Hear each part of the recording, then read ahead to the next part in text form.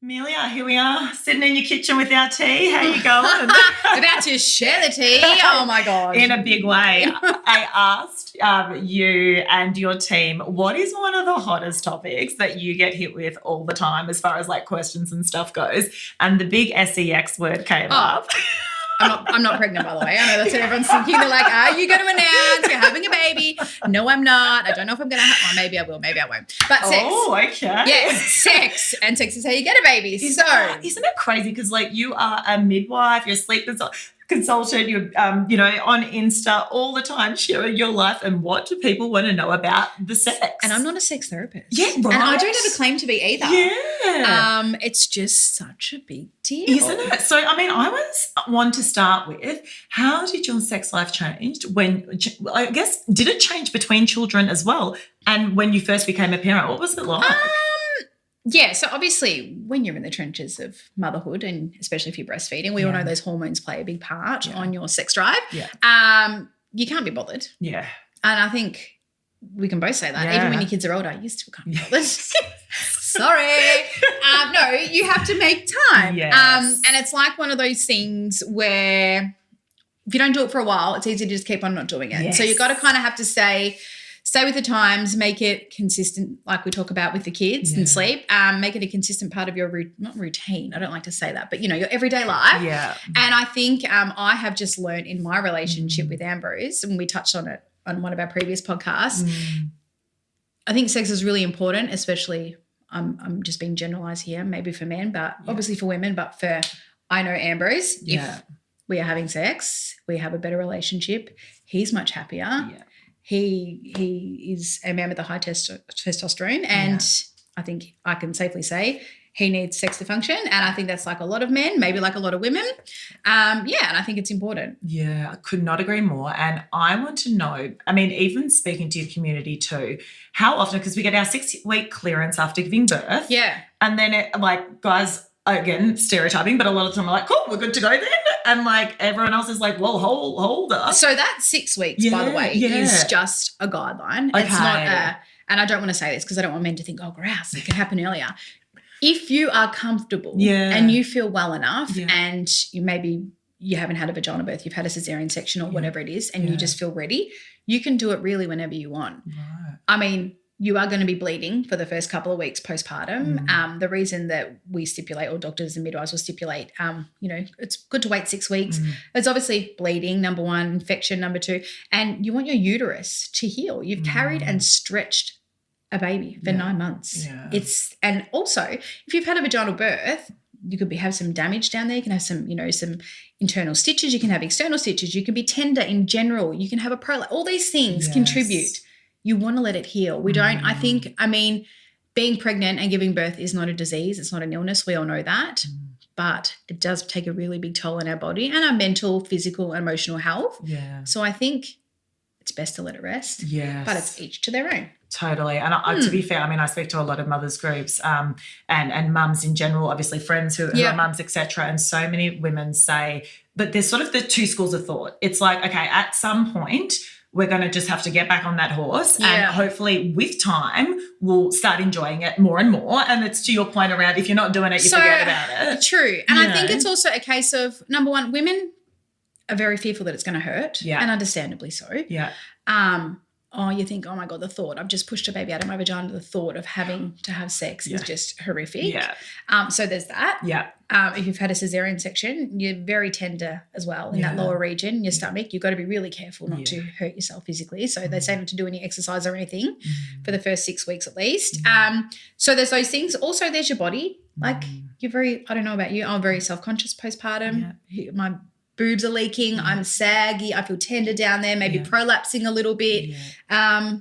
Hormones are crazy, you're tired, But like what you said, it is a point where you do feel like you have to get back on the horse. And I really feel like, especially women message me, is the pressure they feel. They're like, it's suffocating me and I feel like I just have to get it over and done with. And I understand that and I can agree with that. I think when you do it, you're like, thank God that's over. Yeah. That wasn't as bad as I thought it was going to be. I feel like the longer we let it go, the harder it is. I agree. But I do want to say, I want to make a point of saying this. Do you know what's often the opposite? It's often the partners not wanting to have sex, not the women. Is that right? Yeah. Yeah. So women that message me are like, I wish my partner was like Ambrose. I wish my partner would want to have sex with me. I have to beg my partner to have sex with me. We're seeing a therapist over it. Or even women get pregnant and their partners don't want to touch them at all. So women are like, I haven't had sex in over 10 months. I'm like, what? Like, yeah, but it's a real thing. And especially as midwives, we hear this all the time. Partners don't feel comfortable doing it. Some may actually be turned off, which is sad, but it's you can't make this up. What do you say to people that are coming to you with that? Any tips on that? I just want to give them a hug, and I just want to say it's not you. No. And I understand how awful that would be. Just be kind to yourself. And you know what? I'm a really big advocate, and we've spoken about this before as well. Yeah. If it's affecting your relationship, couples counselling. Yeah. I just think having a third party hear out your side and maybe trying to help with your troubles. Yes. Like having another voice to say, hey, she feels this way because of this, or he feels this way because of this. Yeah. Can really help you put the puzzle pieces back together. Yeah, totally. And you and Ambrose were so open about your experience in a previous episode you did with us. For those who haven't listened, what was your biggest challenge? What do you think the trigger was to get you to couples counselling? We were at a crossroads. We had 2 under 2 and it was hell. And then I developed postpartum anxiety after Essie at 9 months when I coincided with my period back.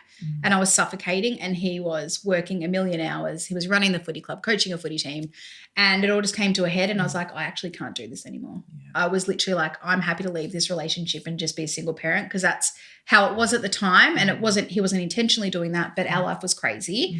And if we didn't see someone, we would not be here today 4 kids later in a beautiful new home. Like, it's just no doubt about it. I can absolutely hand on heart say that she saved our relationship. Yeah, it's huge. And she wouldn't know that, and I wish she did, but well, she may listen to this. Maybe she does. So were you, this is getting quite deep and personal, you can tell me to shut up, but were you kind of able to maintain a level of intimacy during that tough point, or was sex off the table? No, sex was never off the table. It was just a chore. I was just like, oh, hurry up, come on, like, just doing it to make him happy, really. I couldn't care less. At that stage when I was 2 under 2, I could have happily never had sex again. I was like, I'm done. See you later. Well, this is the thing I hear from so many mums. It's like, I'm done, but I'm doing it because I know it's for my relationship. And then other mums go, I'm actually done for now, and he's just going to have to, you definitely get the women that are like, no way, I couldn't think of anything worse. And I get that. Yeah. And I get that. But I must say, when I felt like, you go through periods, like I said, the less you do it, you're like, I can just keep on not doing this. Yeah. But I think once you get back on the horse, and if not, you force yourself, because we would never want you to force yourself. But if you go, oh, you know what, I'm just going to do this, it gets easier and easier. And then the more you do it, the more you actually want to have sex. Yeah, totally. The more it pays off for both of you. You're in a better relationship. You're much more connected. Yeah. Ambrose is a very affectionate person.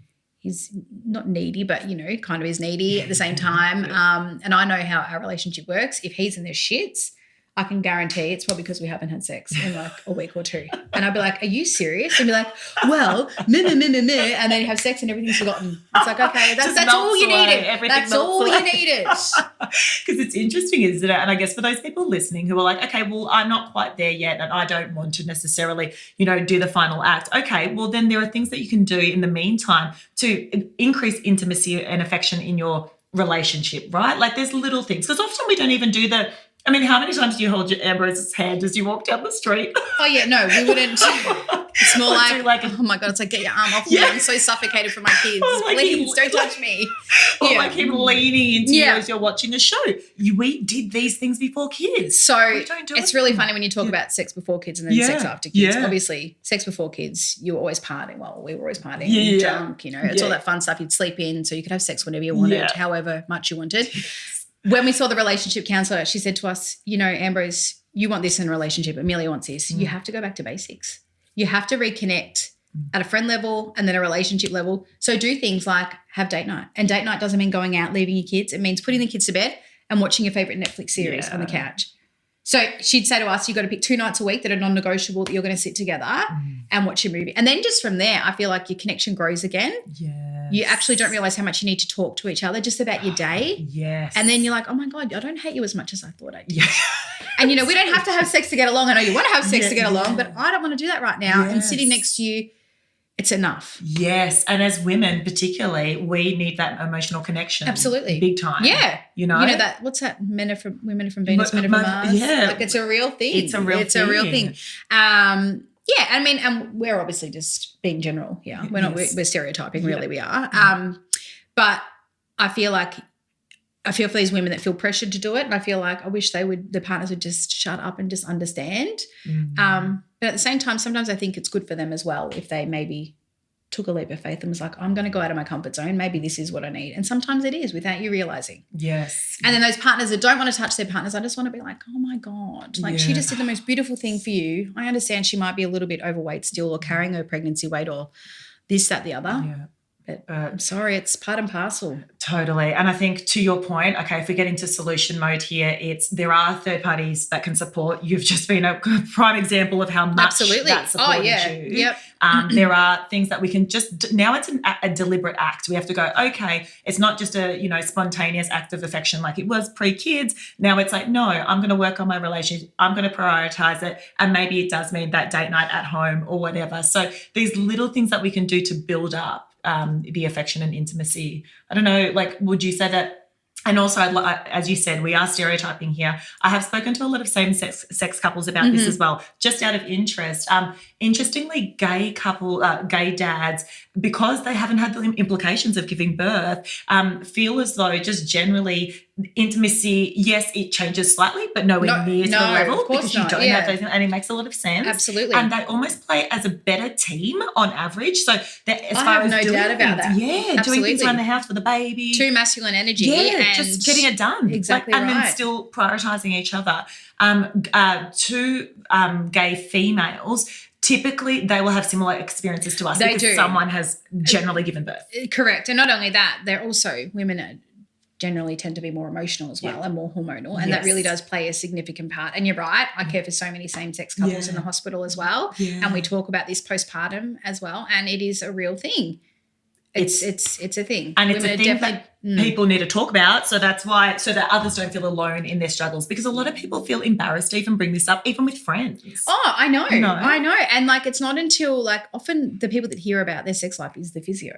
They're like talk to they open. And I've got lots of physio colleagues and friends, and they'll say, "Oh, women come to me for like prolapse, but really it's a sex chat. Like, doesn't want to have sex yet.